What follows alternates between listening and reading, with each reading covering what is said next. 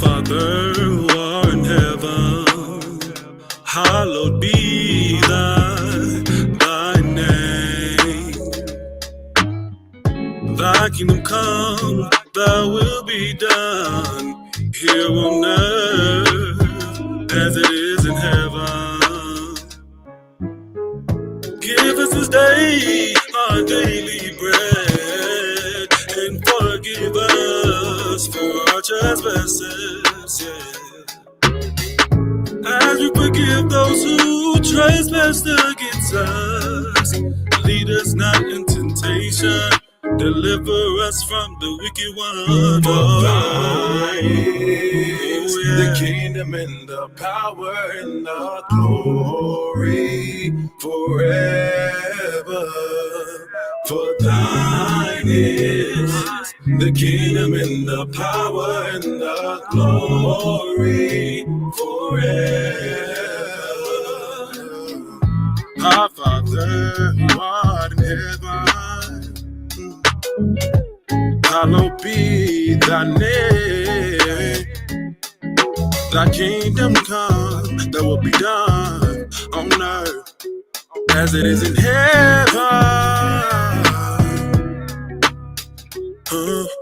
Give us this day our daily bread. Forgive us for our trespasses, as we forgive those who trespass against us. Lead us not to temptation, deliver us from the wicked one. For thine is the kingdom and the power and the glory forever. Thine is, oh yeah, the kingdom and the power and the glory, oh yeah, forever. For thine is the kingdom and the power and the glory forever.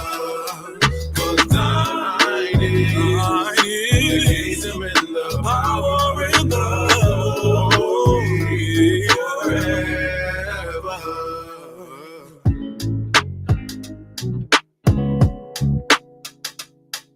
Thy kingdom come, thy will be done on earth, on earth, on earth, on earth. Thy kingdom come, thy will be done on earth, on earth, on earth, on earth, on earth.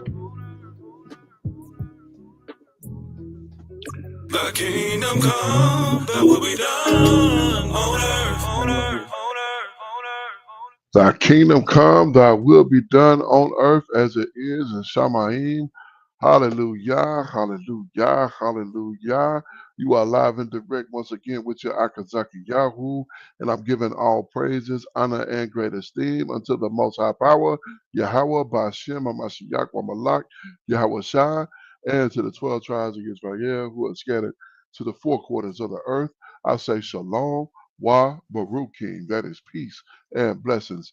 And I cannot wait to the day when the Most High brings us back together and we are once again 12 tribes, one family, one nation under the Most High power, under one covenant, back in our own land with a heart of flesh and no more a heart of stone, with our enemies, our adversaries, and all those who hate us under our feet. All praises to the Almighty Yah. Hallelujah. So be it. Hallelujah. Yes, indeed. I'm joined this evening by my most esteemed Kenanaya. Shabbat Shalom, Aki. Shabbat Shalom, Maki. Shabbaton Yasharal. Call Halal Yahweh. Bahashem Hamashiach wa Malak Yahweh Shah. Barakatham. Yes, indeed. Happy Sabbath, everyone, and all praises to Yahweh in the name of his beloved Son, Yahweh Shah, the Messiah and King. Bless you. Yes, indeed. It is another Yom Sabbath, is a Sabbath Yom, and it is a magnificently beautiful Sabbath Yom, and the sun is shining. Yes, all praises to the Abba.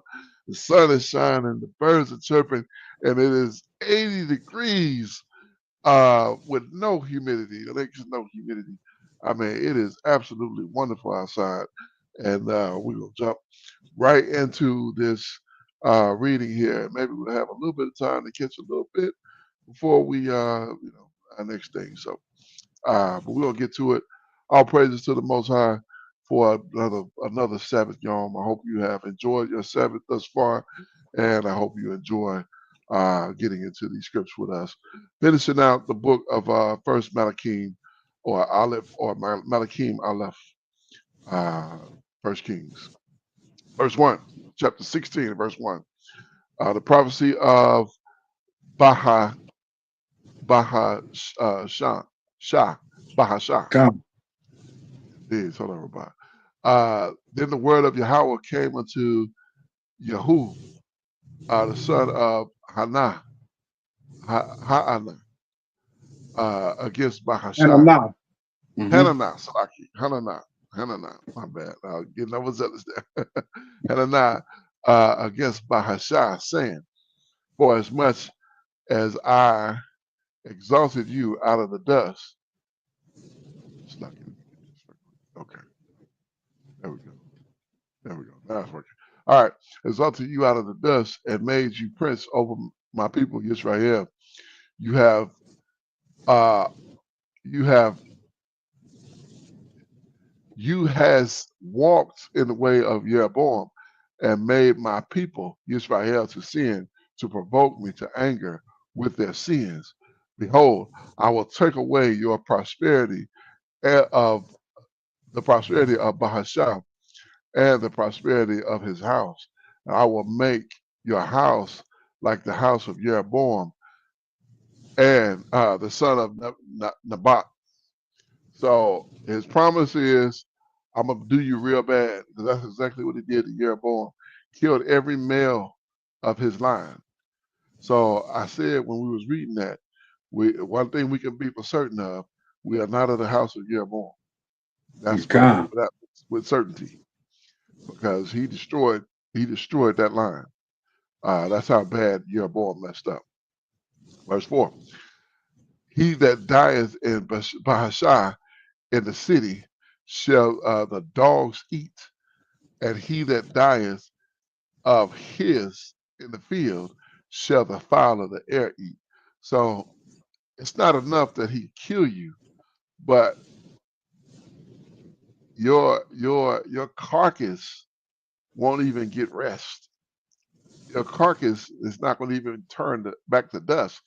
He's going to have you eaten by these animals. That's how angry he is. That you're not gonna even turn to dust. I'm gonna have you digest it. Like, man, Mm-hmm.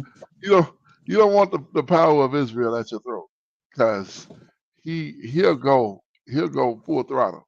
You know what I'm saying? Come. So wow. All right, verse 5. Now the rest of the acts of Bahashai and what he did and his might, are they not written in the book of the Chronicles of the Kings of Israel, the Israelite kings?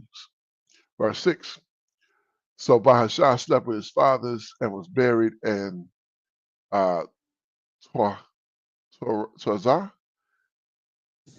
and Come. his son reigned in his stead.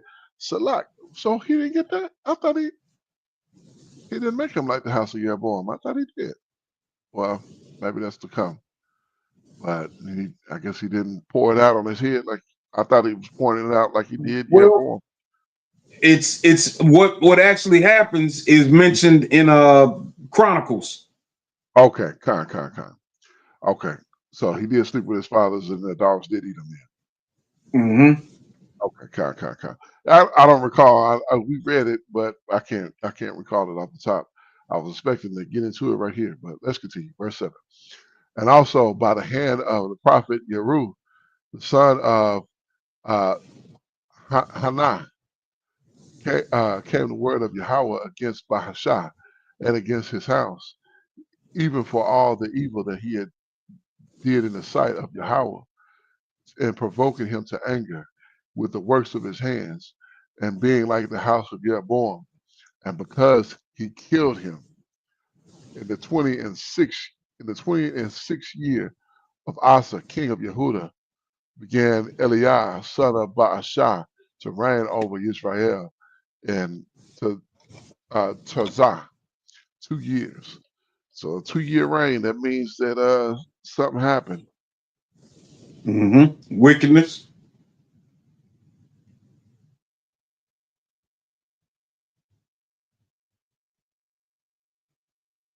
Lost your volume, Mark.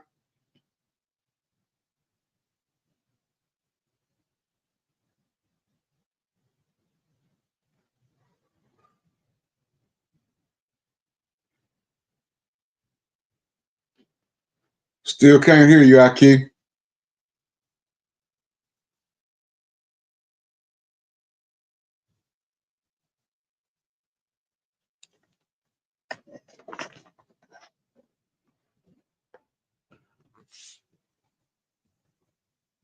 Can you hear me, Ak?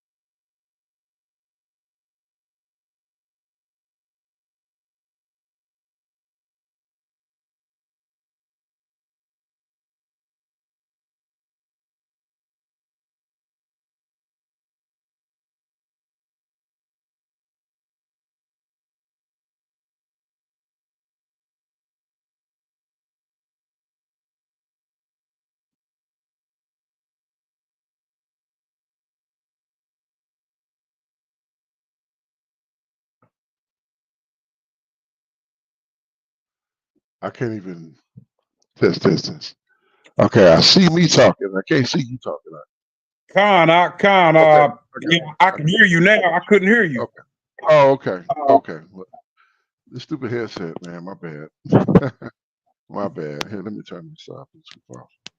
On this phone and see if that'll help it. All right. So hopefully it's just a headset now to the computer. So hopefully it won't have any interference. Um, but Kern, so that's the issue that we find in this matter. Um, you don't know who you're friends with. Did you? So did you hear anything I said? No, not at all, Ak. Oh, okay. My bad. Select. Okay. So I read. We was reading, of course. But yeah, let's start from the top. Then, not from the top. Let's start from the verse 8. It says, "In the 20th year of Asa, king of Yehuda, began Elihu, or Eliah, son of Baasha, to reign over Israel in Tirzah, 2 years. And the servant of Zimri,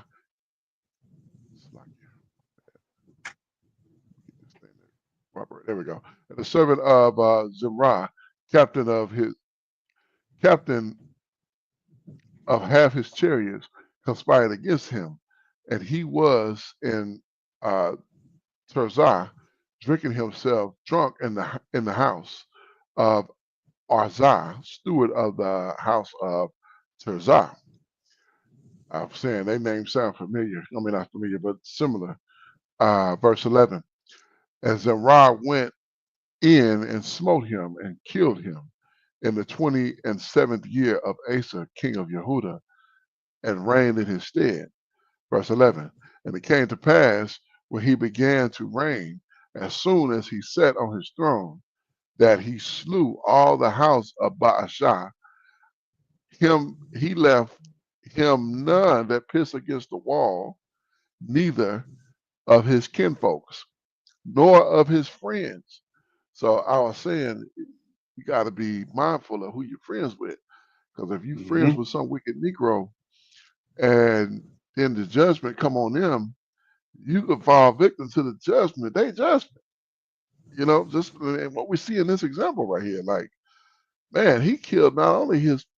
You can't help who you related to, but friends. God. He killed his friends. Like, oh, you cool with him? Quack. You know what I'm saying? Like, wow, that's heavy. Verse 12. Thus did Zimri destroy all the house of Baasha, according to the word of Yahweh, which he spake against Baasha by Yeru the prophet. Now, I don't know what Baasha thought that he was going to get by taking down this wicked Jeroboam, and yet doing the same stupid stuff he was doing. Like, what are you thinking about? You was able to get to Jeroboam because he was wicked, and then you come in and be the same level of wicked, you're gonna get the same thing. God. Yeah. Continuing, verse 13. For all the sins of Baasha and the sins of Eliah his son, by which they sinned, and by which they made Israel to sin, to provoke Yahweh, power of Israel, to anger with their vanities. Not the rest of the acts of Eliah and all he did, are they written in the book of the Chronicles of the Kings of Israel? In the 27th year of Asa the king of Yehuda, did Zimri reign 7 years, reigned 7 days in Tirzah, and all the people were encamped against Gibbethon, which belongeth to the Philistines. So this cat reigned 7 days, bro. They caught him by the throat. Had to. Verse 16. And the people that were encamped heard, saying, Zimri have conspired and have also slain the king. Wherefore all of Israel made Omar, the captain of the host, over Israel that day in the camp. And Omar went up to Gibbethon, and all of Israel with him, and they besieged Tirzah. It's like it. And it came to pass when Zimri saw that the city was taken, and he went into the palace of the king's house, and burned the king's house over him with fire, and died. So this cat got scared and ran and burnt himself up in the house. Like, what kind of plan is that? God. Something that you would do if you were drunk or something. You know what I mean? Yeah, basically. Or, or lost your mind. Yeah, and it may have been because he said he had been drinking, but man, that's crazy. Verse 19. For his sins which he has sinned in doing evil in the sight of Yahweh, in walking in the way of Jeroboam and in his sins which he had did to make Israel to sin. Now the rest of the acts of Zimri and his treason which he wrought, are they not written in the books of the chronicles of the kings of Israel? Then the people of Israel divided into two parts. Half of the people followed Tibni, the son of uh, Ginath, and made him king, and half followed uh, Omar. But the people that followed Omar prevailed against the people that followed Tibni, the son of Ginath. Ginah. So Tibni died, and Omar reigned. Now, Salaki, let me just take a look, because they've mentioned, I know we probably looked at this before, Ganath. Protection. Yeah, protection is his father's name. Okay. They just mentioned it a couple times. I was trying to see if it meant something, if it had something else to it, but continue here, verse 23. And in the 30 and first day of, was that where I left off? Yeah, Yeah, kind. Omar reigned. Okay, 23. Salaki. And in the 30 and first year of Asa, king of Yehuda, began Omar to reign over Israel 12 years. 6 years reigned he in Tirzah, and he brought up, and he brought the hill Samaria of uh, Shamar. Shamar. My goodness, I couldn't get that out of my mind, out of my mouth. Shamar and the 2 talents of silver, and built on the hill, and called the name of the city which he built after the name of Shamar, owner of the hill, Samaria. But Omar wrought evil in the eye of Yahweh, and did worse than all that were before him. What is wrong with these cats, man? I don't understand these cats. Who would want to? Why would you? Okay, let's continue. And he walked not in the way, it's like he walked in the way of Jeroboam, the son of Nebat, and in his sin wherewith he made Israel to sin, and provoked Yahweh power of Israel to anger over their vanities. Now the rest of the acts of Omar which he did, and his might that he showed, are they not written in the book of the chronicles of the kings of Israel?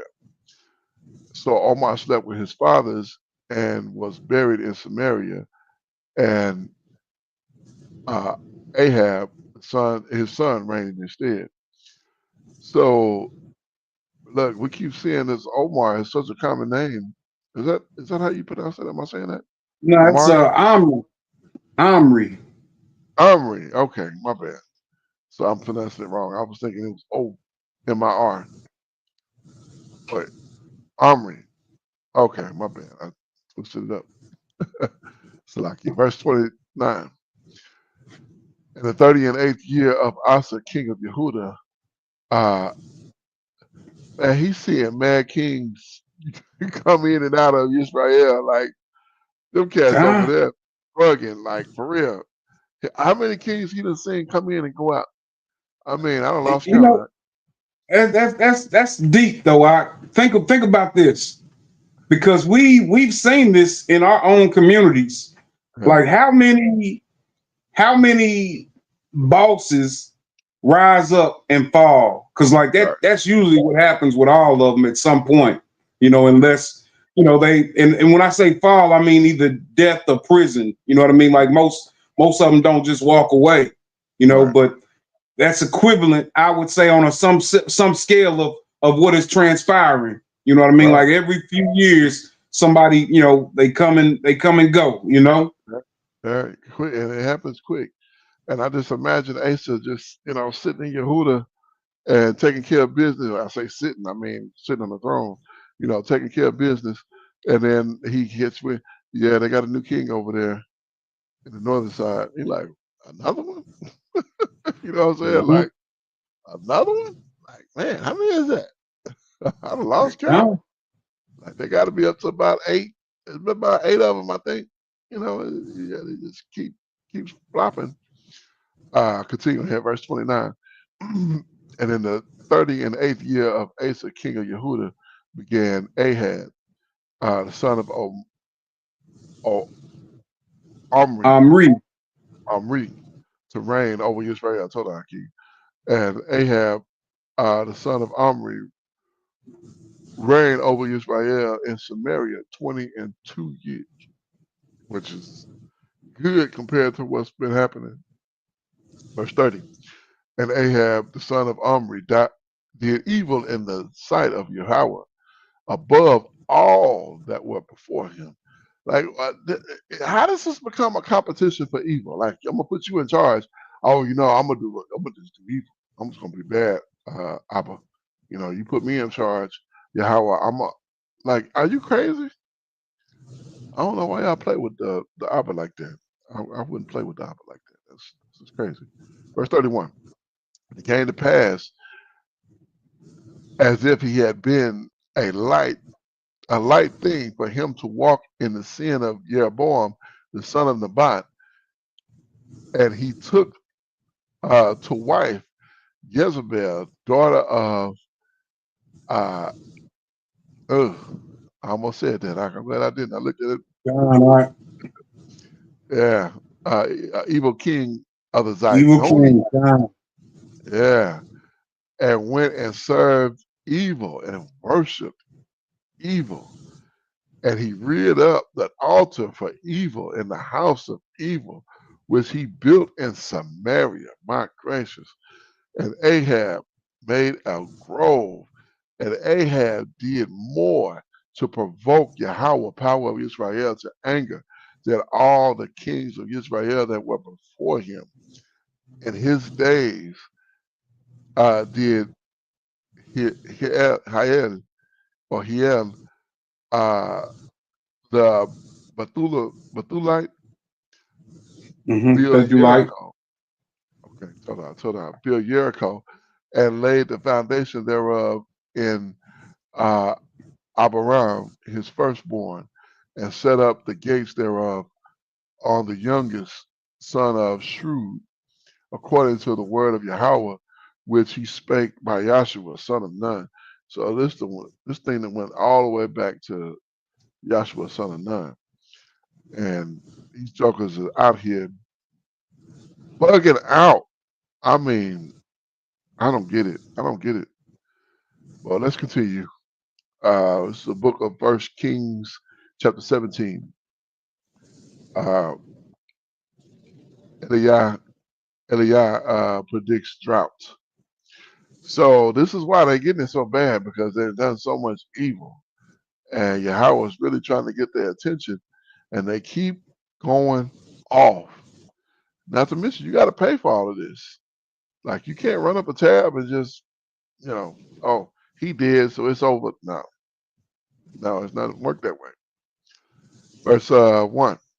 And Eliah, the Tishbite, who was who was of the habitation of Gilead, said unto Ahab, as Yahweh, power of Israel, liveth, whom I stand, there shall not be dew nor rain these years according to my word.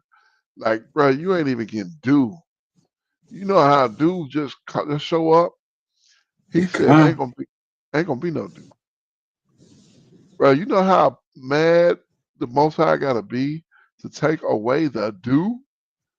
The dew? Like, yo,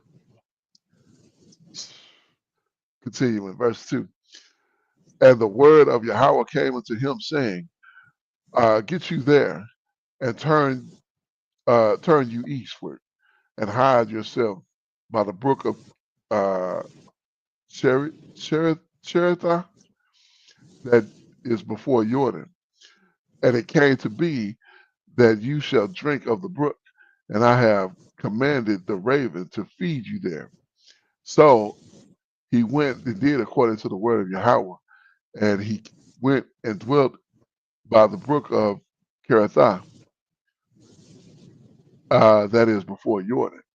And the ravens brought him bread and flesh in the morning, and bread and flesh in the evening, and he drank of the brook. And it came to pass after a while that the brook dried up, because there had been no rain in the land. And the word of Yahweh came unto him, saying, Arise, get you to Zarephath, Zarephath, Zarephath, or I'm saying that wrong, Zar Zarephath. Hmm, I'm saying it wrong. You still with me? Uh, yeah, Khan. Zarephath. Zarephath. Zarephath. Okay. Okay. I was close. I thought I was way off, but Zarephath. Okay, told I reply. Zarephath, which belonged to Zidon, and dwell there. Behold, I have commanded the widow woman there to sustain you. So he arose and went to Zarephath, and when he came to the gates of the city, behold, the widow woman was there gathering sticks. And he called to her and said, Fetch me, I pray you, a little water in a vessel, that I may drink. And as she was going to fetch it, he called her and said, Bring me, I pray you, a little morsel of bread in your hand. And she said, as Yahweh my power liveth, I have not a cake, but a handful of meal in a barrel, and a little oil in a cruse. Behold, I am gathering 2 sticks, that I may go and dress it for me and my son, that we may eat it and die. So she's pretty much given up on life. Now, uh, ironically, she says she's gathering 2 sticks. Remember, he talked about the 2 sticks becoming one? Mm-hmm.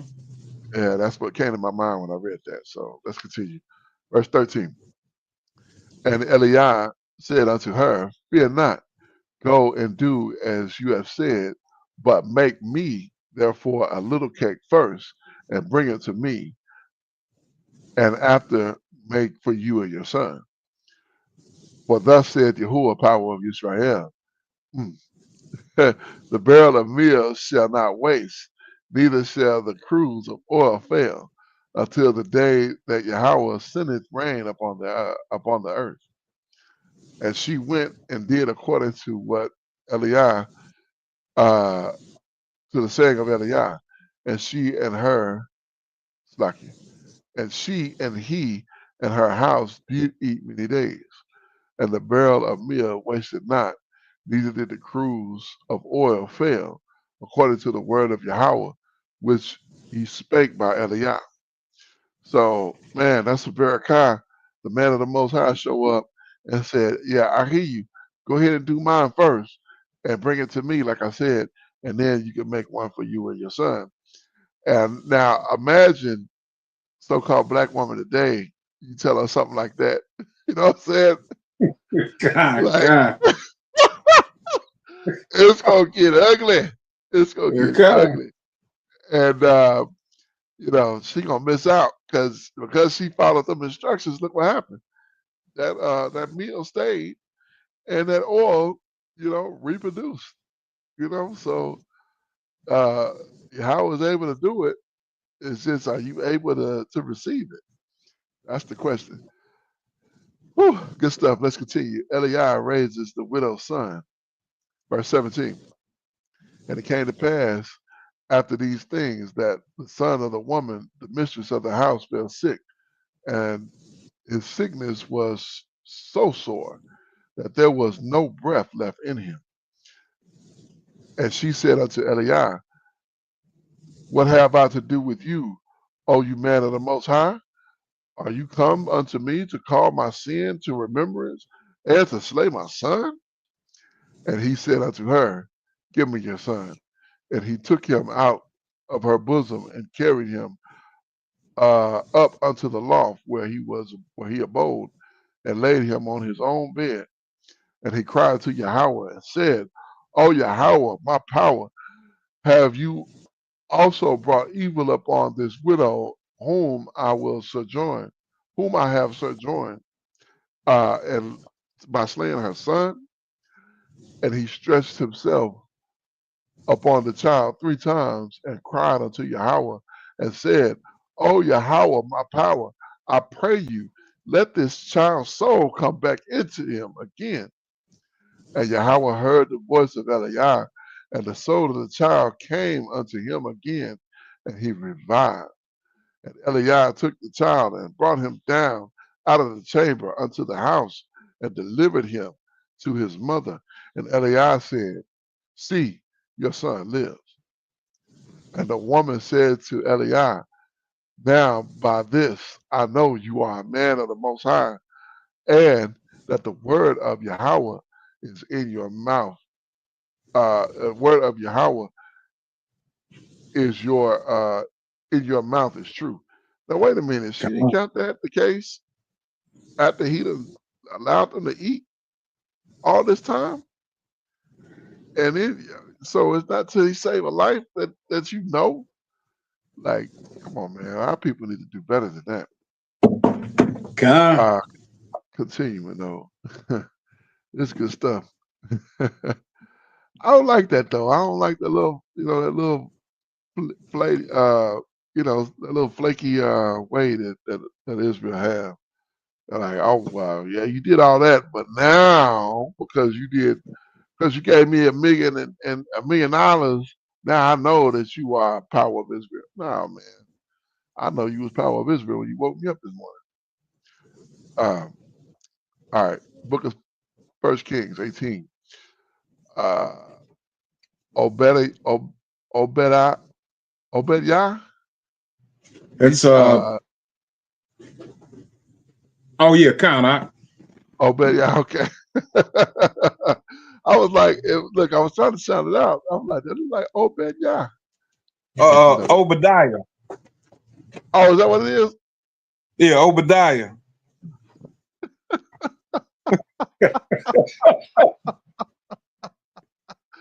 All right. When I look at this, I said, oh, bad, yeah. Well, that's why I was like, yeah. That's why I was like, yeah, because I think that is what it is, really. Obed Yah. Yeah, okay. Because I'm like, I look at this, I'm like, all right, yeah. Con. Obadiah means Eliah.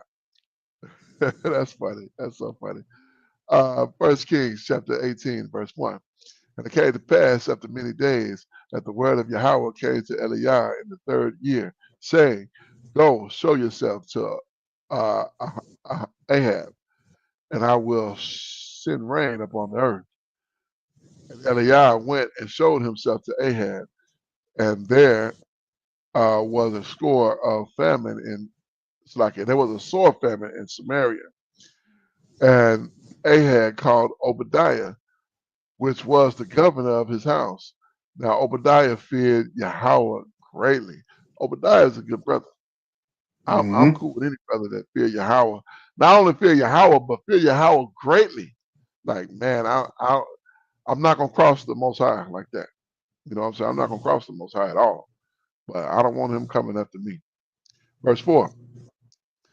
For it was so when Jezebel. Jezebel, my goodness. I looked at that and I went blank. I said, I know what that is, but I couldn't pull it out of my memory. Jezebel cut off the prophets of Yahweh, that Obadiah took 100 prophets and hid them by 50 in the cave and fed them with bread and water. And Ahab said to Obadiah, Go into the land unto all the fountains of water and unto all brooks. Peradventure we may find grass and save the horses and mules alive, that we lose nothing, not all the beasts. Like, what? Find a way for them to eat so they can live. Verse 6. So they divided the land between them to pass throughout it. Ahab went one way by himself, and Obadiah went another way by himself.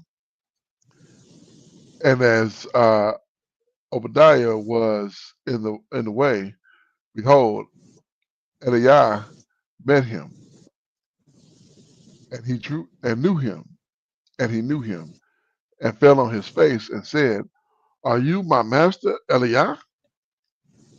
I'm saying, Eliah, that's Elijah, ain't it? Elijah Khan, Why am I making this so difficult? And look, I done got so used to sounding out the words. That's what I'm literally doing. I'm literally sounding them, just sounding it straight out. I didn't realize that was Elijah. I'm thinking, I'm like, who's Eliah? I, when you was calling Omri Omar, I was like, I wonder how Omar feel about him being called Omri.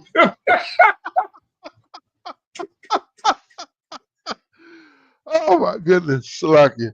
Look, we're not doing folly here. This is literally how I'm training myself to read these words, to read these names, and just to sound them out.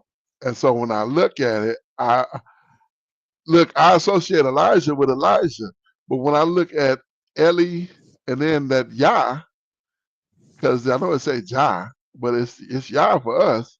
So I'm like, that's Eliah. I didn't even think Elijah, like the prophet. You know what I'm saying? I'm thinking Mhm. uh Eliah, whoever Eliah. You're like, who's Eliah? He's a prophet. Okay. Well, let's continue. Verse 8. Oh gracious. It's good to laugh sometimes. Verse 8.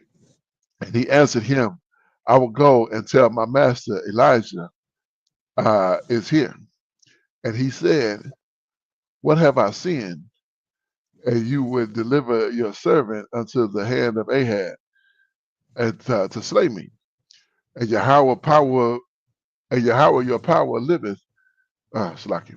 As Yahweh your power liveth, there is no nation, nor king, nor kingdom, whether my master have sent to seek you. And when you say, Slacky, and when they say he is not there, he took not he took an oath of the kingdom and nation, and they found you not. And now they say, go and tell the master, behold, Elijah is here. And it will come to pass as soon as I am gone from you, that the Ruach of Yahweh shall carry you, whether I know not. And so when I came to tell Ahab, and he could not find you, he shall slay me. But I, your servant, fear Yahweh from my youth. Like, look, I don't want nothing bad to happen here, but this is what's going to transpire. Most High is going to protect you. I'm gonna tell the king that you hear. Most High is going to protect you and move you out the way, and then he's going to look at me like something wrong with me, and he's going to kill me. But I fear Yahweh, so I'm not even worried. He's like, don't even worry. I'm gonna tell you what to do here. Verse 13. Was it not told my master that I did what I did when Jezebel slew the prophets of Yahweh, how I hid 100 men of Yahweh's prophets by 50 in a cave and fed them with bread and water? And you know it, Slaki. And now you say, go and tell the master, behold, Elijah is here, and he will slay me. And Elijah said, as Yahweh the host, as Yahweh's of old live, behold, whom I stand, I will surely show myself unto him this day. Like, you don't have to worry, I'm gonna handle it. So Obadiah Mhm. or Obadiah went to meet Ahab and told him, and Ahab went to meet Elijah. And it came to pass when Ahab saw Elijah, and Ahab said to him, are you he that troubled Israel? And he answered, I have not troubled Israel, but you, your father's house, and that you have forsaken the commandments of Yahweh and have followed evils. You have followed those of are the evil, a whole bunch of them. Verse 19. Now therefore, send and gather me all of Israel unto Mount Carmel, and the prophets of evil ones, 450, and the prophets of the groves, 400, which eat at Jezebel's table, Yah or evil on Mount Carmel. I love this. I love this story here. Uh, testament. This testament. This not testament. What I'm trying to say. This What? this event. Yeah, yeah. When you rehash, yeah. This account. That's what I'm trying to say. This account. I love this account. Verse 20. So Ahab went unto all so Ahab sent unto all the children of Israel and gathered the prophets together unto Mount Carmel. And Elijah came unto all the people and said, How long will you how long have you between two opinions? If Yahweh is power, follow him. But if evil, then follow him. It's like, and the people answered him not a word. It's like, excuse me. Then said Elijah to the people, I, even I, only remain of the prophets of Yahweh, but evil prophets are 450 men. Let them therefore give two bullocks. Let them choose one bullock for themselves and cut it in pieces and lay it on wood and put no fire under. And I will dress the other bullock and lay it on wood and put no fire under. And they call the name of their idols, and I will call on the name of Yahweh, and the power that answered by fire, let him be El Elyon. And all the people answered and said, It is well spoken. Like that, yeah, let's do that. Let's do that. Let's see how that Mhm. works out. And Elijah said unto the prophets of evil, Choose you one bullock for yourself and dress it first, for you are many, and call on the name of your idols, and put no fire under.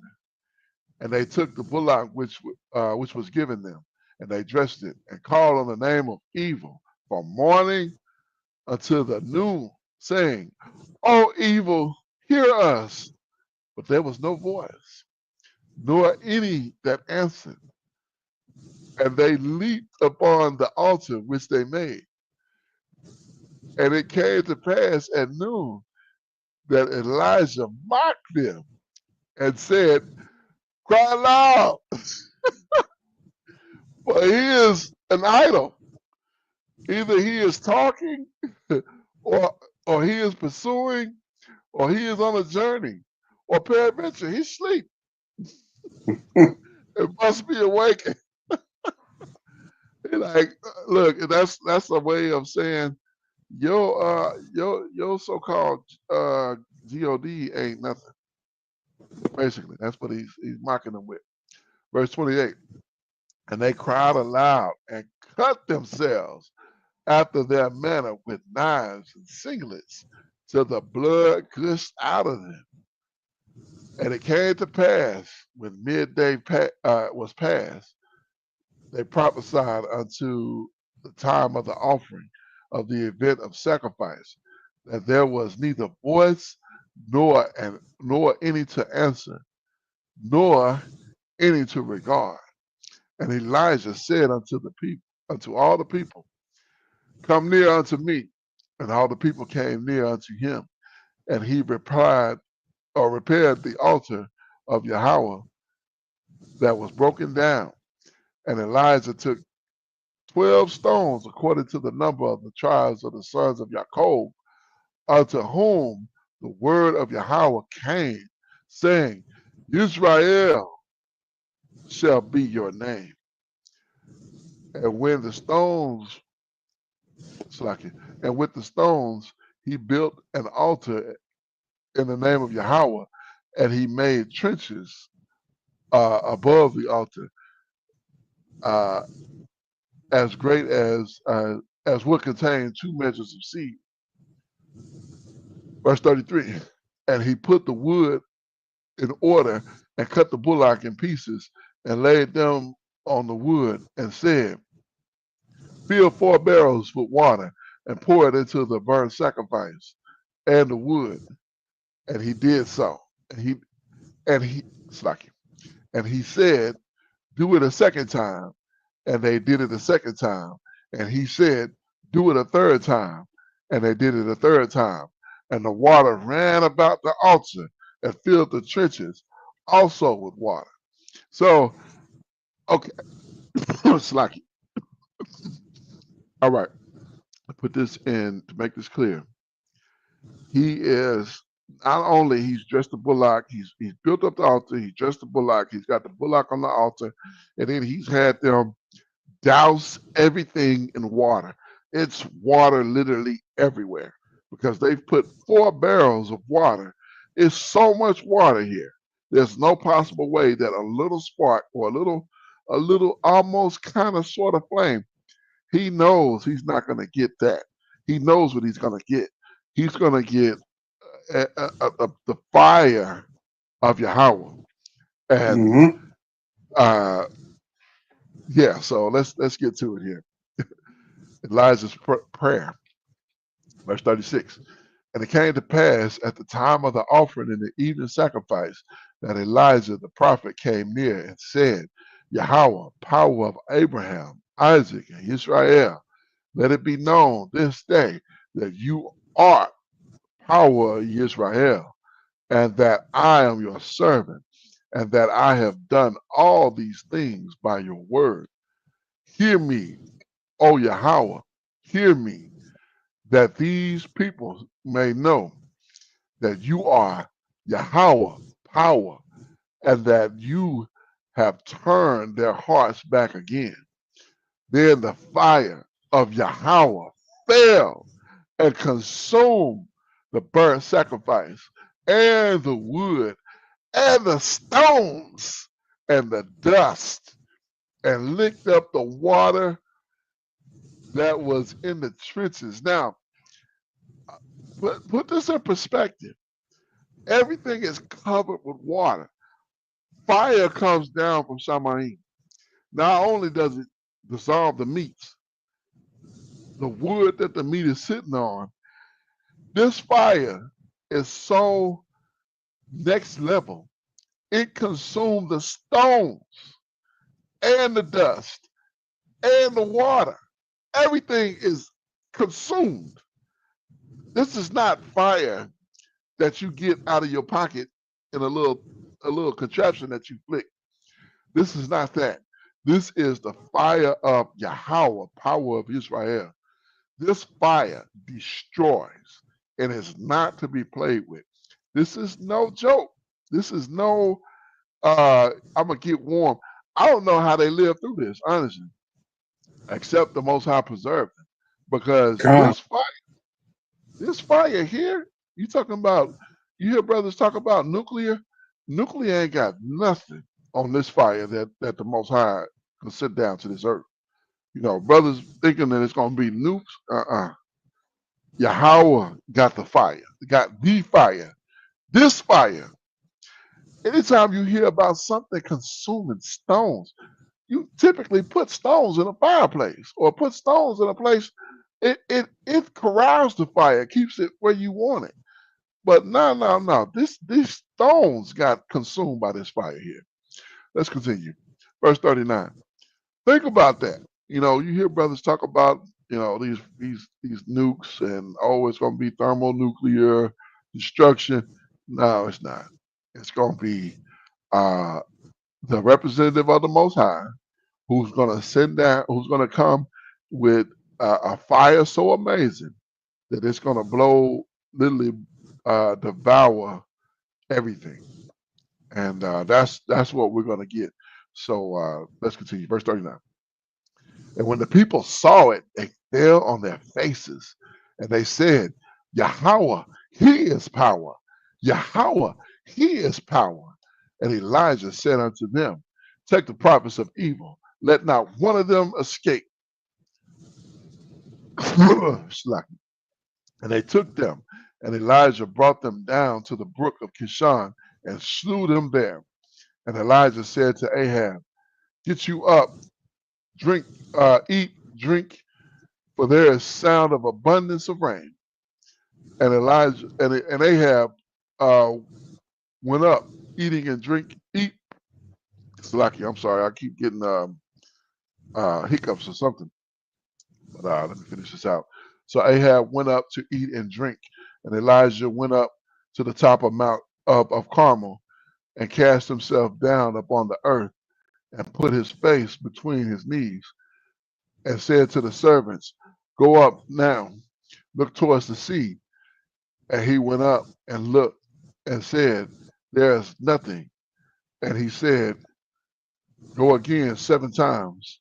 And it came to pass for the 7th time that he said, "Behold, there's there arises a little cloud out of the sea, like a man's hand." And he said, "Go up and say to Ahab, uh, prepare your chariots and go down, that the rain stop you not." Like, don't not travel because of the rain.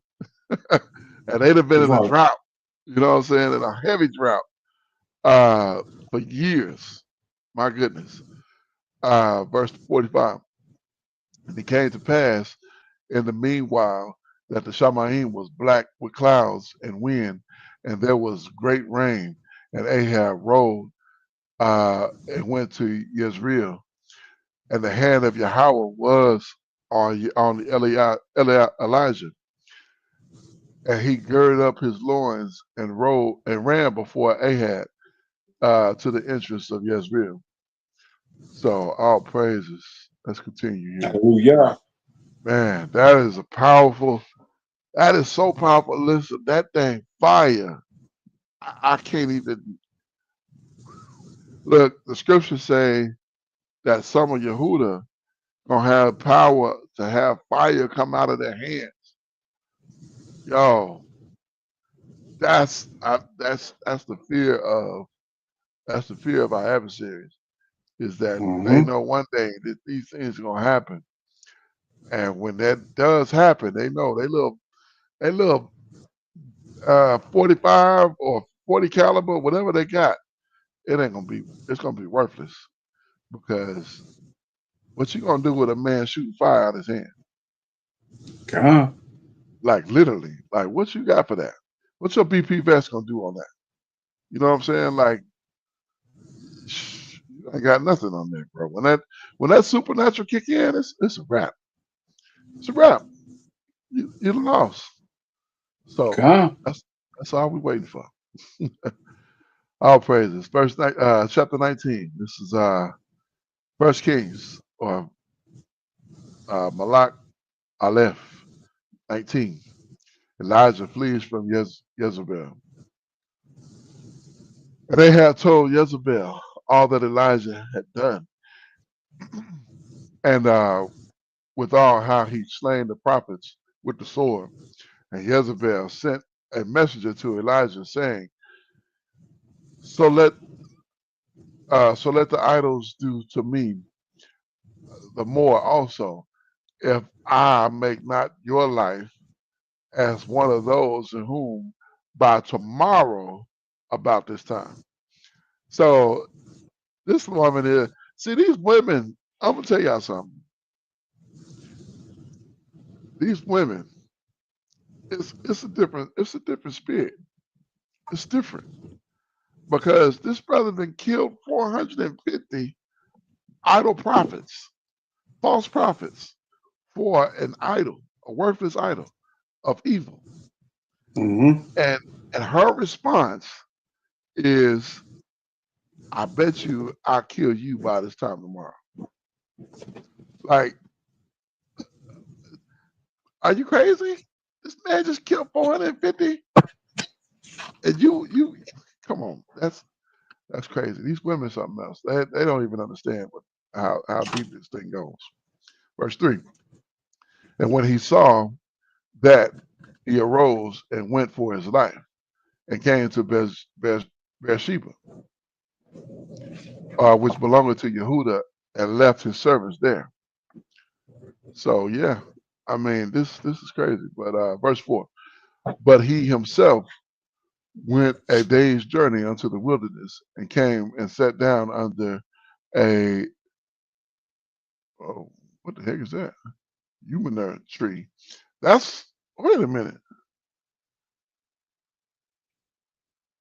Hold on one second. What is that? I think it's talking about the juniper. Oh, okay. You know, my mind went to that planet, which is the idol. You know what I'm saying? My bad. My bad. I be overcautious sometimes. We're like, wait a minute, what is this? Okay, juniper tree. And he requested for himself that he might die, and said, "It is enough now, O Yahweh, take away my life, for I am no better than my fathers." And he laid and slept under the juniper tree. Behold, there was a Malach touched him and said unto him, "Arise and eat." And he looked, and behold, there was a cake uh, baking with in the coals, and a cruse of water in his hand, and slucky, at his hand. And he did eat and drink, and laid him down again. And the Malach of Yahweh came again a second time and touched him and said, "Arise and eat, because the journey is too great for you." And he arose and ate and to eat. Salaki, my bad. He arose and did eat and drink. And when the strength of that meat 40 days and 40 nights unto Hebron, the mount of the Most High, at Elijah on Hebron. And he came there unto the cave and lodged there. And behold, the word of Yahweh came to him.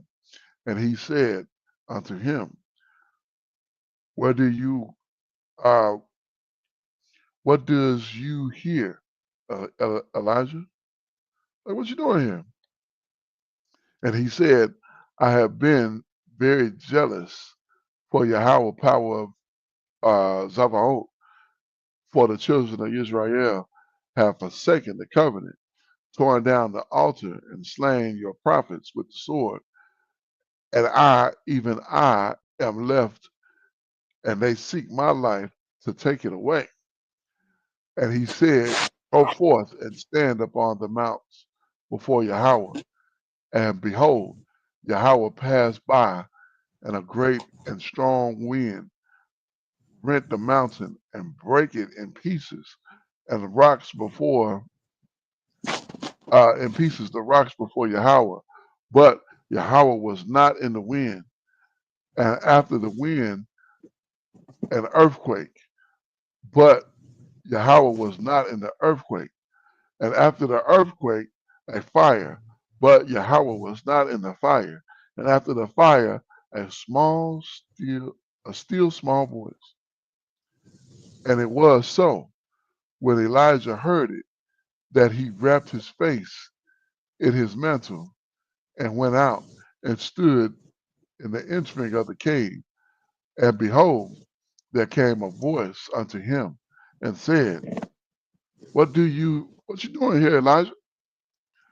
And he said, I have been I have been very jealous for Yahweh, power of Zavaot, because the children of Israel have forsaken the covenant, thrown down the altar, and slain the prophets with the sword.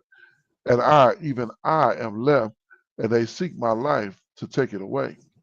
And Yahweh said unto him, Go, return your way to the wilderness of Damascus, and when you come, anoint Hazael to be king over Syria, and Yerul, the son of uh, Nimshah, shall you anoint to be king over Israel.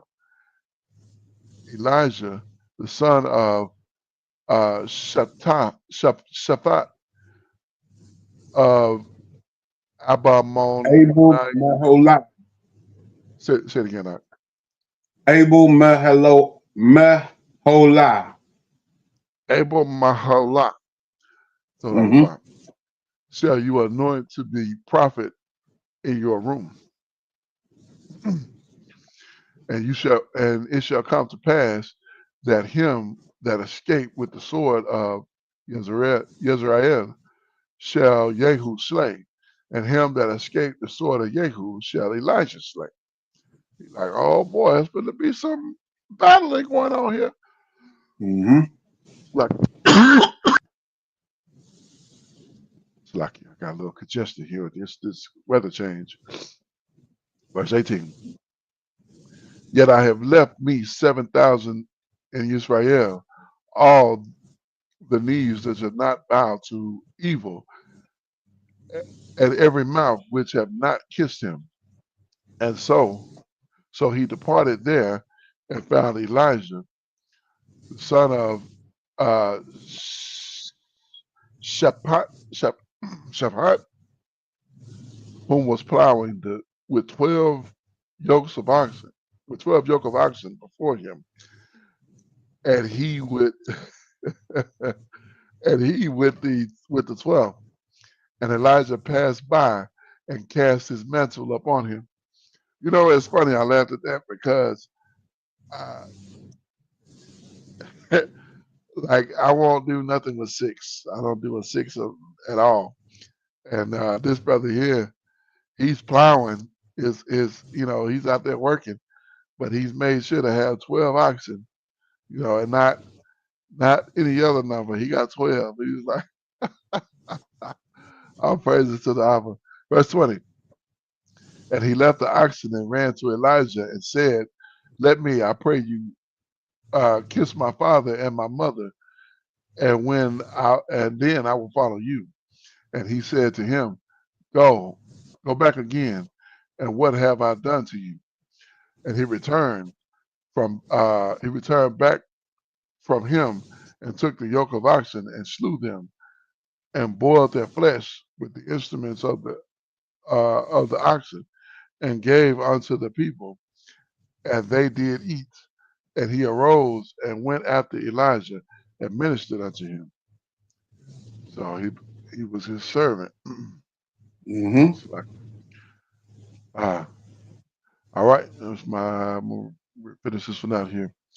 I think I'm up. Oh, it's you now? Okay, go ahead. I keep Yeah, my bad. I've been I trying get to these take it. last three. Okay. All right, this is the book of Aleph Melech, 1 Kings, chapter 20. War with Aram, verse 1. And Ben-Hadad, the king of Syria, gathered all his hosts together, and there were 32 kings with him, and horses and chariots. And he went up and besieged Samaria and warred against it.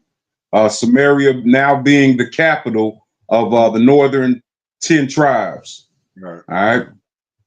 And he sent messengers to Ahab, king of Yasharal, into the city, and said unto them, thus saith Ben-Hadad, your silver and your gold is mine, your wives also, and your children, even the goodliest are mine. And the king of Yasharal answered and said, my Adonai, O king, according to your saying, I am yours, and all that I have. So we know from Torah that we don't make anyone who is not of our brothers over us, to be a ruler, right? So this brother is off, as we've read before, right? Continuing, verse 5.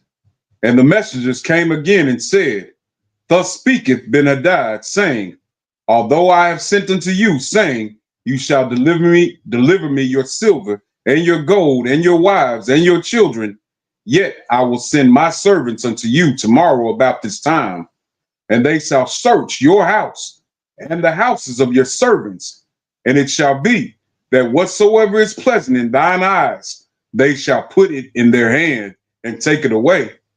So, this guy is extremely bold and overbearing.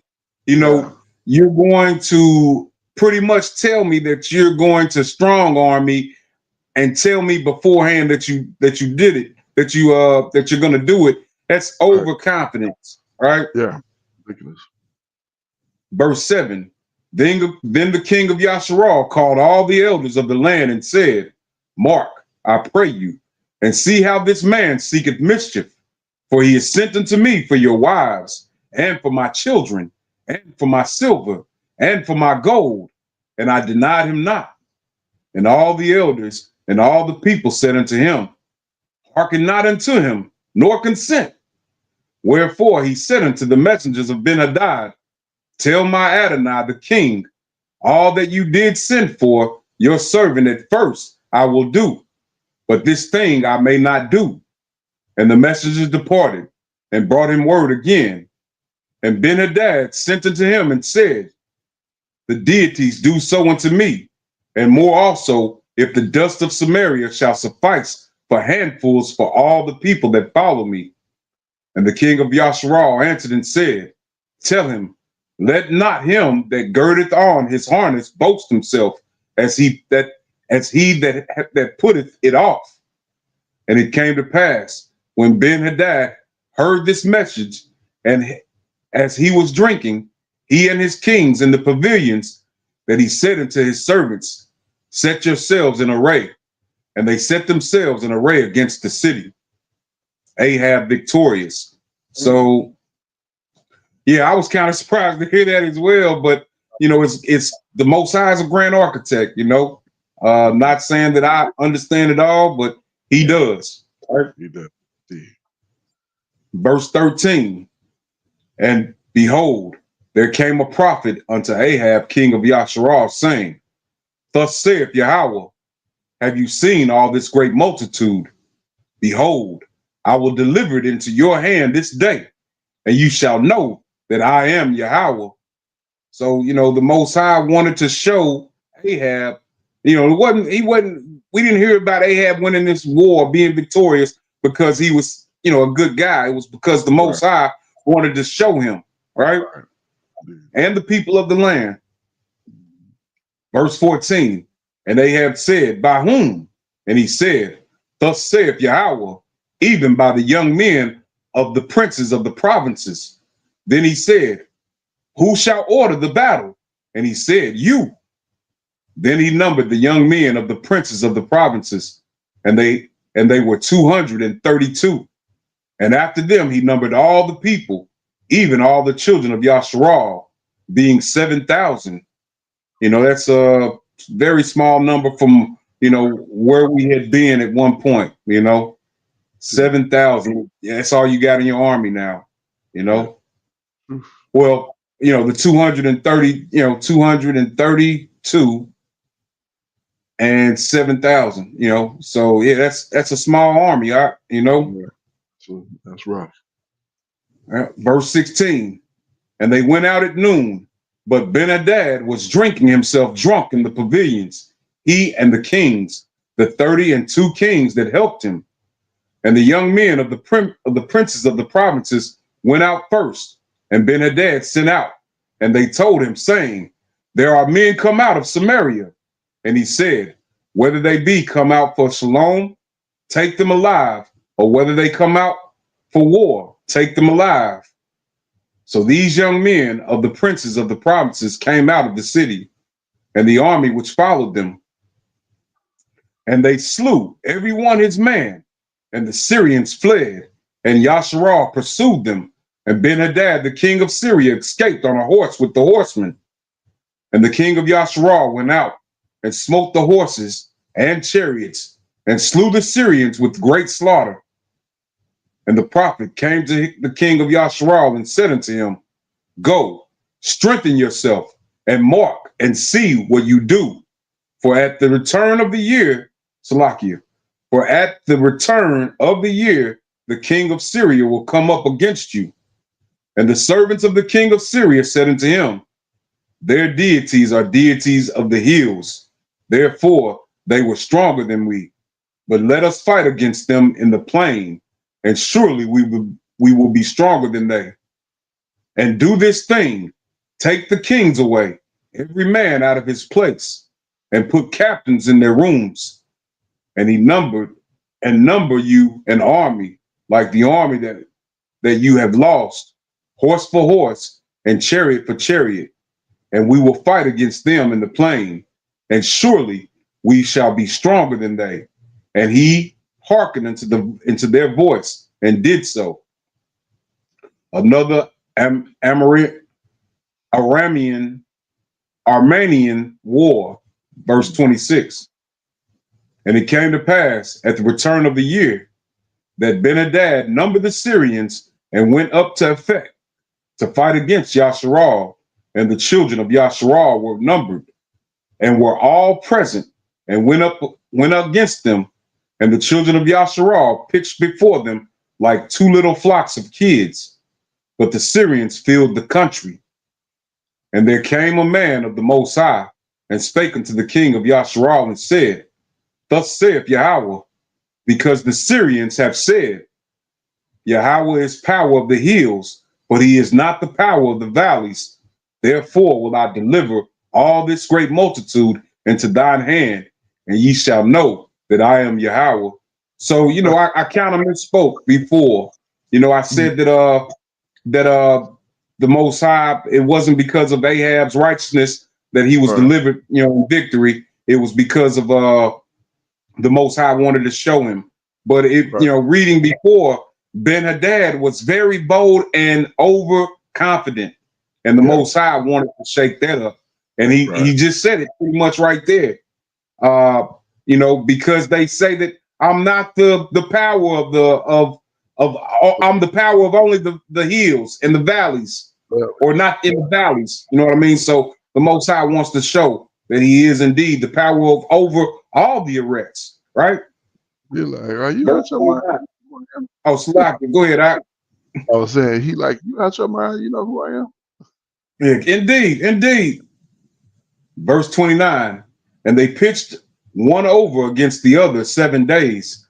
And so it was that in the 7th day, the battle was joined, and the children of Yasharal slew of the Syrians 100,000 footmen in 1 day. But the rest fled to Aphek into the city, and there a wall fell upon 27,000 of the men that were left. And Ben-Hadad fled and came into the city, into an inner chamber. And his servants said unto him, Behold, now we have heard that the kings of the house of Yasharal are merciful kings. Let us, I pray you, put sackcloth on our loins and ropes upon our heads, and go out to the king of Yasharal. Peradventure, he will save your life. So they girded sackcloth on their loins and put ropes on their heads, and came to the king of Yasharal and said, Your servant Ben-Hadad said, I pray you, let me live. And he said, Is he yet alive? Oh, man. Like, did you lose me? I don't know if you can hear me out, but I cannot hear you. 1 second. I'm going to turn this thing off.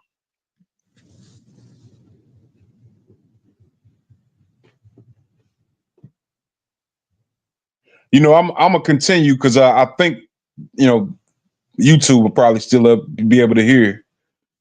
But continuing that verse, and he said, can you hear me now? Yeah, Khan, can you hear me? Hold on 1 second. Man, too many technical problems here. And he said, Is he yet alive? He is my brother. Now the men did diligently observe whether anything would come from him, and did hastily catch it. All right. And they said, Your brother Ben-Hadad. Then he said, Go you, bring him. Then Ben-Hadad came forth to him, and he caused him to come up into the chariot. And Ben-Hadad said unto him, The cities which my father took from your father, I will restore.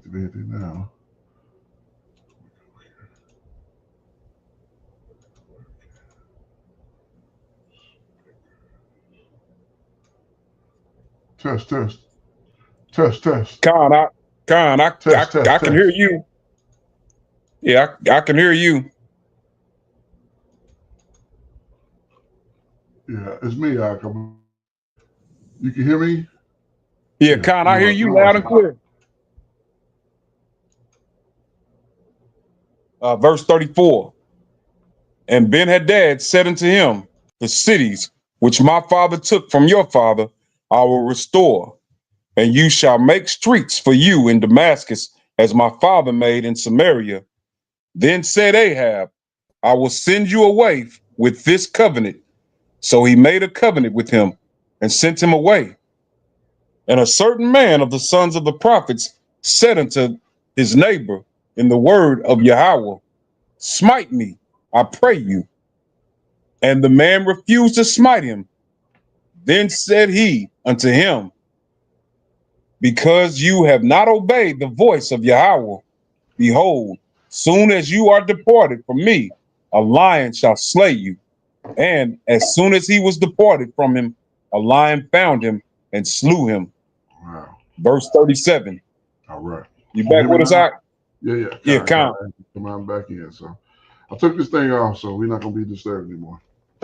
Okay, Khan. I kept reading because I kind of figured it was the headphones, so I kept reading. We are at verse 37. 37, Khan. I got you. All right. And he found another man and said, smite me, I pray you. And the man smote him. So in smiting, he wounded him. So the prophet departed and waited for the king by the way, and disguised himself with ashes upon his face. And as the king passed by, he cried unto the king, and he said, your servant went out into the midst of the battle, and behold, a man turned aside and brought a man unto me, and said, keep this man, if by any means he be missing, then shall your life be for his life, or else you shall pay a talent of silver. And as your servant was busy here and there, he was gone. And the king of Yasharal said unto him, so shall your judgment be. Yourself has you decided it.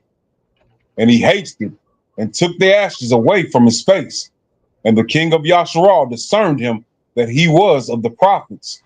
And he said unto him, thus saith Yahweh, because you have let go out of your hand a man whom I appointed to utter destruction, therefore your life shall go for his life, and your people for his people.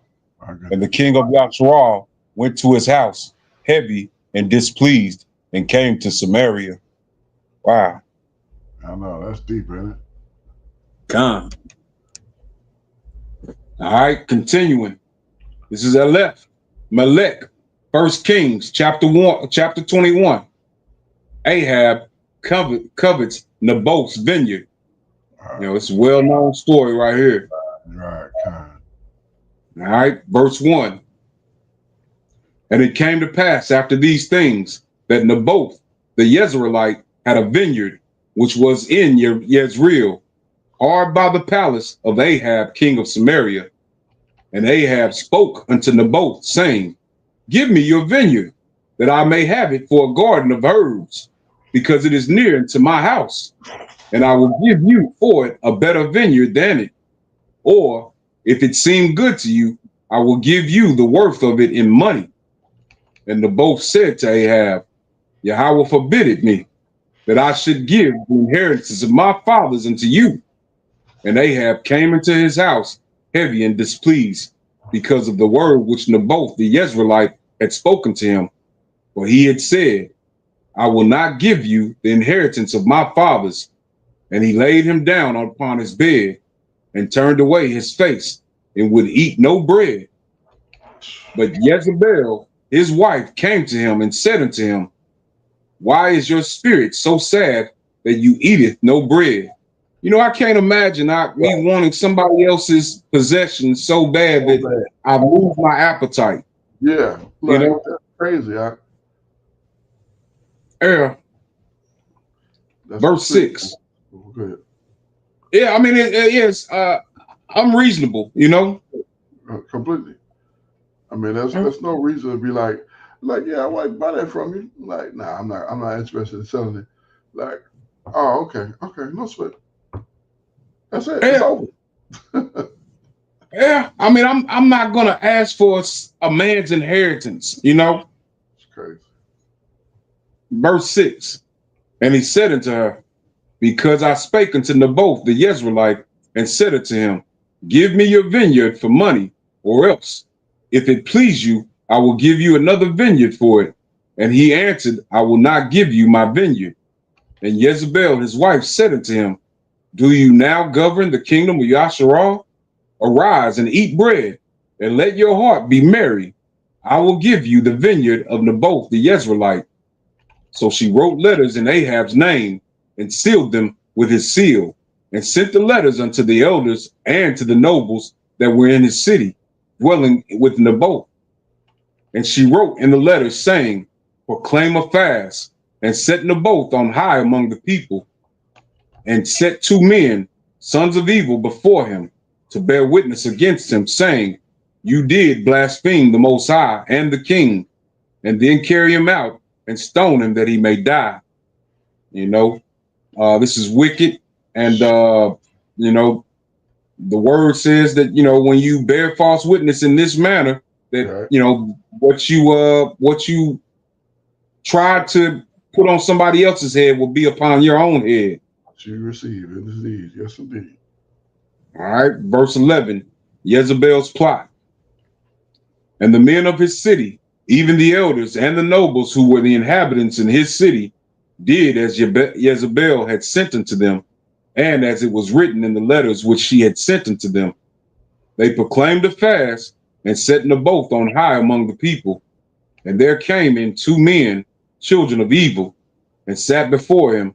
And the men of evil witnessed against him, even against Naboth, in the presence of the people, saying, Naboth did blaspheme the Most High and the king. Then they carried him forth out of the city and stoned him with stones, that he died.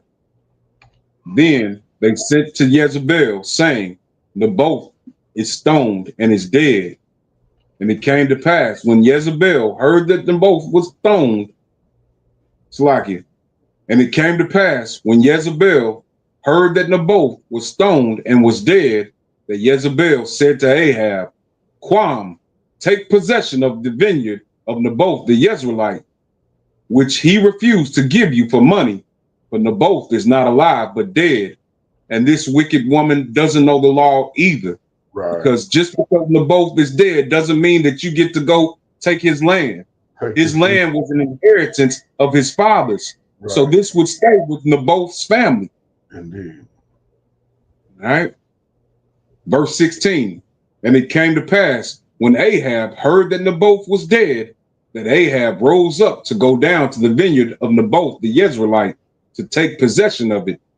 And the word of Yahweh came to Elijah the Tishbite, saying, Arise, go down to meet Ahab, king of Yasharal, which is in Samaria. Behold, he is in the vineyard of Naboth, whither he is gone down to possess it. And you shall speak unto him, saying, Thus saith Yahweh, have you killed and also taken possession?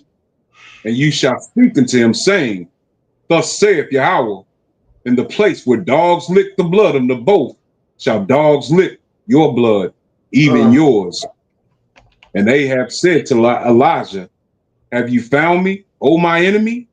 And he answered, I have found you, because you have sold yourself to work evil in the sight of Yahweh. Behold, I will bring evil upon you, and will take away your property, and will cut off from Ahab him that pisseth against the wall, and him that is set up and left in the Yasharal. And I will make your house like the house of Jeroboam, the son of Nebat, and like the house of Baasha, the son of Ahiah, for the provocation wherewith thou hast provoked me to anger, and made Yasharal to sin. And of Jezebel also spake Yahweh, saying, The dog shall eat Jezebel by the wall of Jezreel. Him that dieth of Ahab in the city, the dog shall eat. And him that dieth in the field shall the fowls of the air eat. But there was none like unto Ahab, which did sell himself to work wickedness in the sight of Yahweh, whom Jezebel his wife stirred up. And he did very abominable in following idols, according to all the things as did the Amorites, whom Yahweh cast out before the children of Yasharal.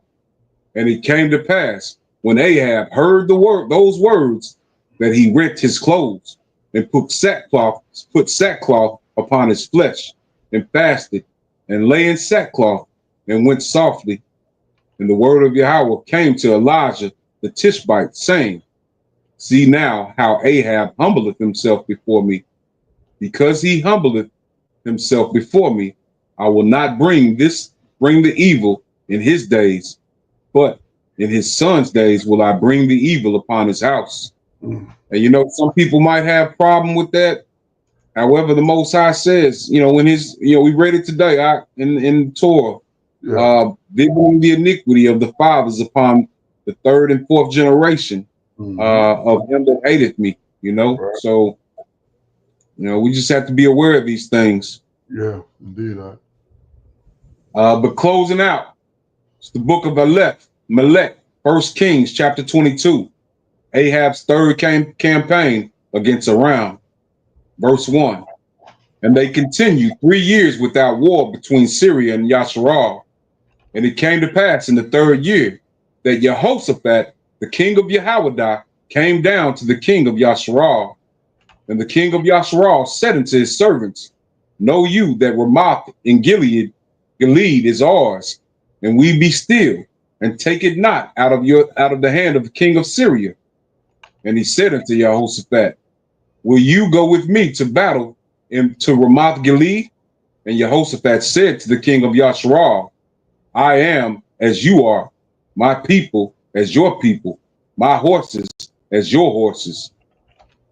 And Jehoshaphat said unto the king of Yasharal, Inquire, I pray you, at the word of Yahweh today. Then the king of Yasharal gathered the prophets together, about 400 men, and said unto them, Shall I go against Ramoth Gilead to battle, or shall I forbear? And they said, Go up, for the Adonai shall deliver it into the hand of the king. And verse 7, and Jehoshaphat said, Is there not here a prophet of Yahweh besides, that we might inquire him? So yeah, these prophets before, right.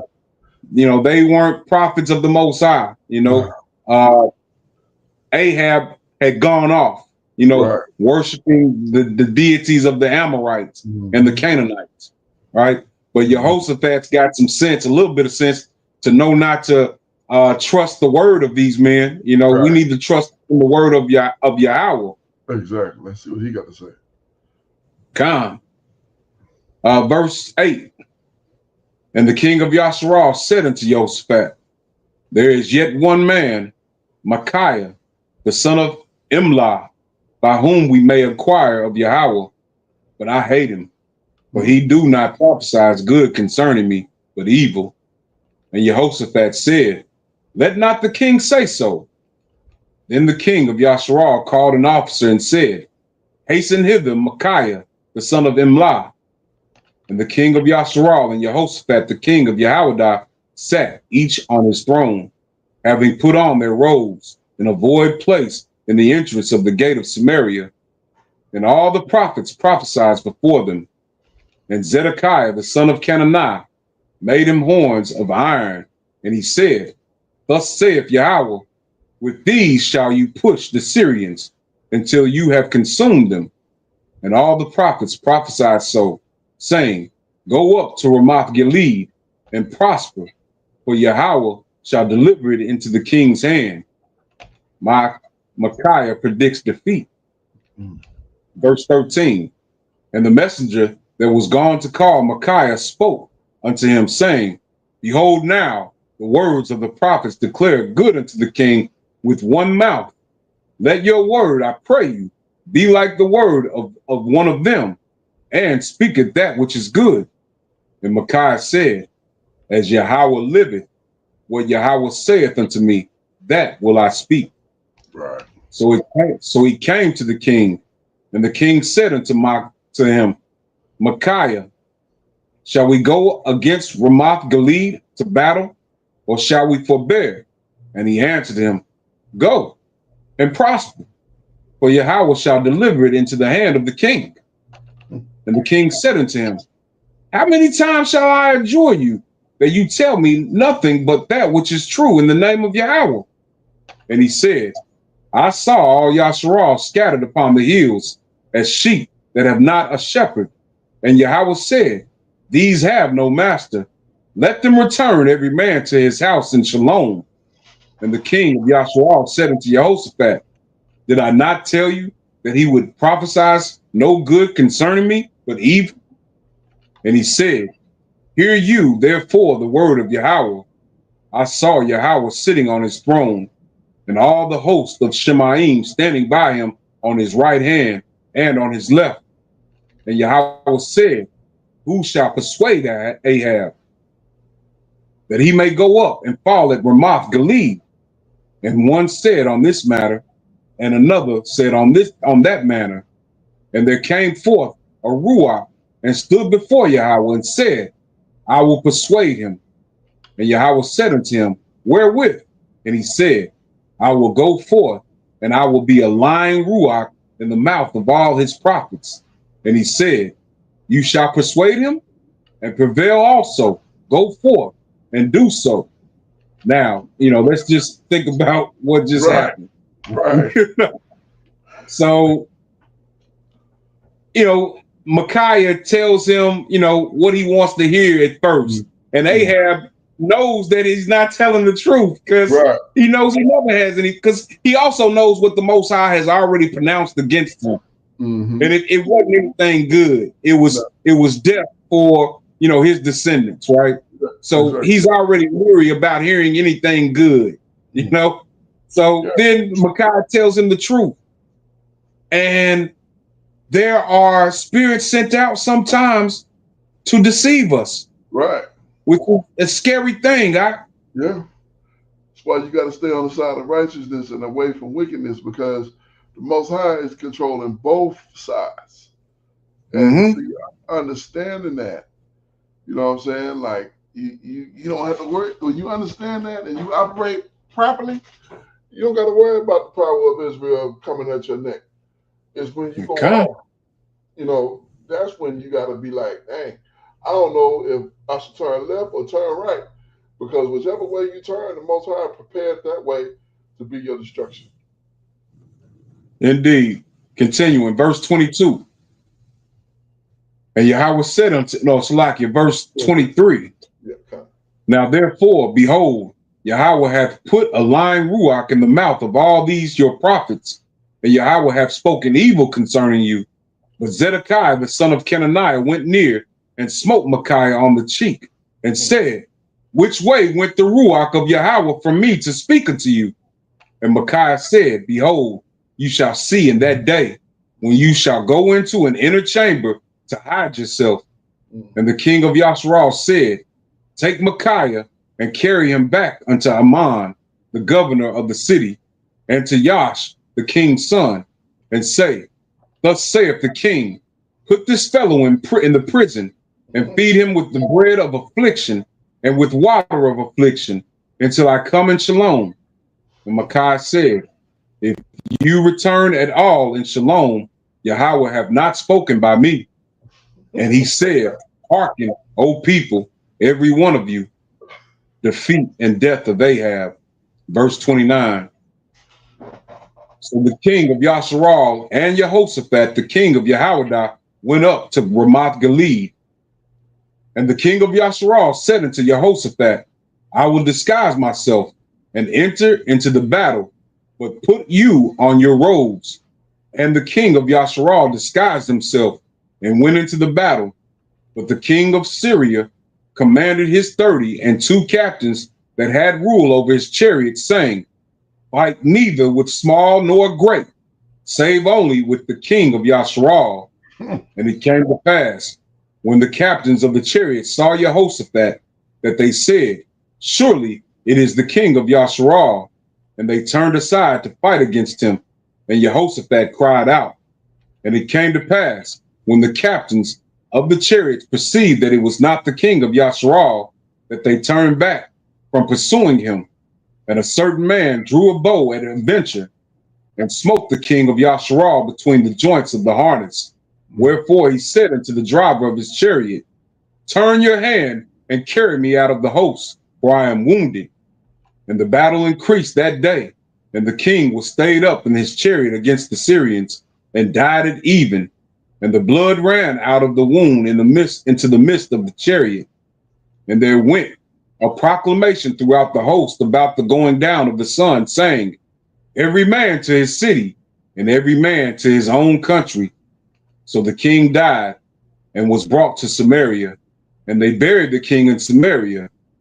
And one washed the chariot in the pool of Samaria, and the dogs licked up his blood, and they washed his armor according unto the word of Yahweh which he spake. Now the rest of the acts of Ahab, and all that he did, and the ivory house which he made, and all the cities that he built, are they not written in the book of the chronicles of the kings of Yasharal? So Ahab slept with his fathers, and Ahaziah his son reigned in his stead. Verse 41. And Jehoshaphat, the son of Asa, began to reign over Jehoiada in the 4th year of Ahab, king of Yasharal. Jehoshaphat was 35 years old when he began to reign, and he reigned 25 years in Jerusalem. And his mother's name was Azubah, the daughter of Shilhi. And he walked in all the ways of Asa his father. He turned not aside from it, doing that which was right in the eyes of Yahweh. Nevertheless, the high places were not taken away, for the people offered and burnt incense yet in the high places. And Jehoshaphat made shalom with the king of Yasharal. Now the rest of the acts of Jehoshaphat and his might that he showed, and how he warred, are they not written in the book of the chronicles of the kings of Jehoiada? And the remnant of the Sodomites, which remained in the days of his father Asa, he took out of the land. There was then no king in Edom. A deputy was king. Jehoshaphat made ships of Tarshish to go to Ophir for gold, but they went not, for the ships were broken at Ezion Geber. Then said Ahaziah, the son of Ahab, unto Jehoshaphat, let my servants go with your servants in the ships. But Jehoshaphat would not. And Jehoshaphat slept with his fathers, and was buried with his fathers in the city of Dawid his father. And Jehoram his son reigned in his stead. Ahaziah the son of Ahab began to reign over Yasharal in Samaria the 17th year of Jehoshaphat king of Jehoiada, and reigned 2 years over Yasharal. And he did evil in the sight of Yahweh, and walked in the way of his father, and in the way of his mother, and in the way of Jeroboam the son of Nebat, who made Yasharal to sin, for he served evil and worshipped him, and provoked to anger Yahweh power of Yasharal, according to all that his father had done. My gracious. I mean, we ain't never learned. I don't understand that. I mean, our people right now are involved in these situations and these circumstances of evil, and you know, it's crazy. These traditions of men, these so-called holidays, all of these things, Yahweh will kill you for. You know, he don't take excuses for those things. So, you know, it's not a lightweight thing. It's not an easy thing to deal with, and just you know, Yahweh will be all right. He'll understand. You can never say he'll understand, because he don't understand. He don't play about their wickedness. He will destroy Yisrael Yasha'al for wickedness. But for the sake of all that exists, of everything that he has promised, he will do what he can to keep things right and in order for our fathers. So, man, so much to learn. One thing else I picked up that I don't know if I mentioned before, but I'm thinking we're missing some more books, because I don't think that all of these things that were talked about were in the Chronicles. Because when we read the Chronicles, I don't remember all of those details. concerning those matters. So I'm thinking it's some other books that we're missing. Con. Yeah. So that's something that really needs to be rectified, or I guess we'll eventually get our stuff back. Um, but don't think that we got it all right now. Even with the even with the Apocrypha and the Brit Hadashah, we still missing some information. So keeping that in mind, I'm gonna go ahead and close out there. Go ahead, Con, we've gotten into some good history this afternoon. All praises to the Most High that somebody thought enough of it to record it. Not for us just to read, but for us to learn from. So the other day, it's ironic that we are covering what we're covering. I want to say one day this week, my father sent out a text on a group thread that he has all of us on, and it was a YouTube video of some pastor referencing what we read in one of the chapters you were reading about the woman and the son. Being there was a famine in the land. Yeah. So we brought out what I think people would think was a good word from maybe only three of those scriptures in that chapter, right? He presented a whole lesson, well, not a lesson, but a exhortation on it. And, it was encouraging. Yeah. However, what he left out was why was this woman in this situation?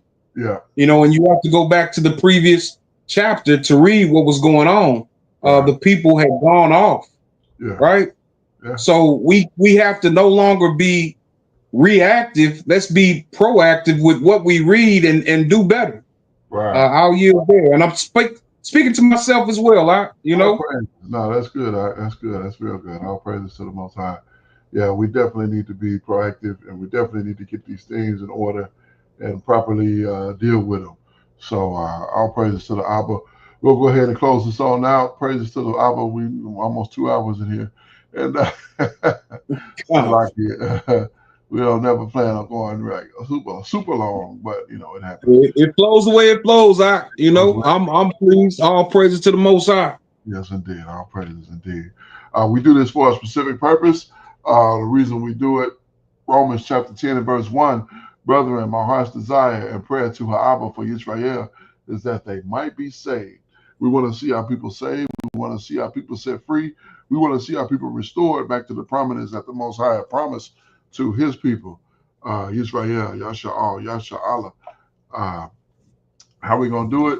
Number one, we're going to keep the faith in Hamashiach and his return and his restoration of the children of Israel, the gathering of us from all the four quarters of the earth. And Ecclesiastes chapter 12 and verse 13.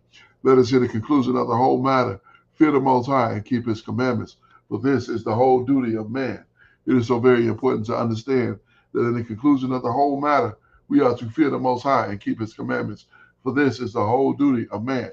At the end of the day, when it is all said and done, all the dust is settled and all the smoke is cleared, we will be judged on whether we have feared the Most High and kept his commandments. Why? For this is the whole duty of man. I am Ya'akazaki Yahu, joined by my most esteemed Akinanaya, giving all praises, honor, and great esteem unto the Most High Power, Yahweh, Ba'ashem, HaMashiach, Wamalak, Yahweh Shai, and to the 12 tribes of Israel, who were scattered to the four quarters of the earth. I say Shalom, Wa, Baruch, that is peace and blessings.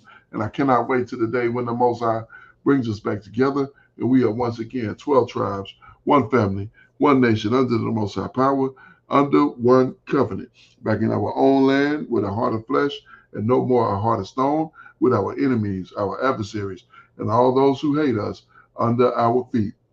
Until that day come, Shabbat Shalom, family. Shabbat Shalom, Miss Pekah. All praises to the Abba. Praise you, Abba Yah. Kwam Yasha'Allah. Kwam Yasha'Allah. And Barak Hashem Yahweh.